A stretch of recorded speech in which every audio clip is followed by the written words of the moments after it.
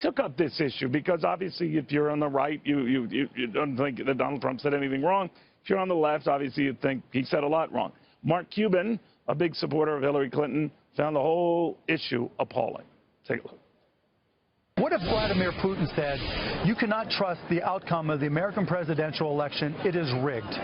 How would every single American respond to that? Do you think, though, that he really would, if he lost, that he wouldn't accept it? And do you think that if Hillary Clinton lost, she would accept it? She'd accept it, no questions asked. Never came up.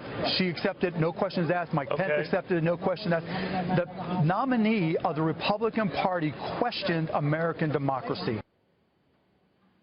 All right, a nominee questioning American democracy, was it that bad? And then if you look at Al Gore, you look at John Kerry, were they questioning American democracy when they aired legitimate griefs about the elections and their runs in 2000, 2004? An issue I want to take up with Willie Brown, of course, the former Democratic San Francisco mayor. Mayor, very good to have you. Pleasure to be here. What do you make of this dust-up on this? And I think anyone can have legitimate beefs on the right or left with an election. To pre-accept a vote that hasn't come yet, it would have doomed Al Gore, it would have doomed John Kerry, wouldn't it? Well, you clearly know that the way in which the electoral process is established, we do have the right at all times to question the result and to ask for a recount and to go through the process involved in that recount.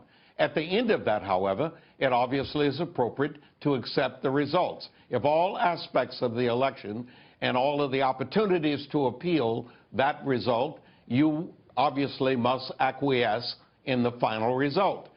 If someone asks the question in that way, I suspect everybody who runs for public office, who supports for public office, would respond by saying the end result would be appropriate under those circumstances. Until then, you have an absolute right to question.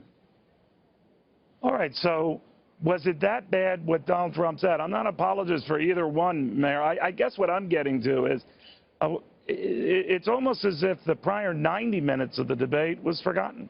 The issues that both candidates raised, forgotten. And the only thing seized on in the media today is this. Well, you got to know that at all times in this crazy world of politics, those of us who are now in the world, and I'm part of that world, on the journalistic side, are looking for the things that seem to be out of sync with normal order. And saying you're not ready to accept the result of the election presupposes, from a journalistic standpoint, all of the avenues that you go through to get to a final result.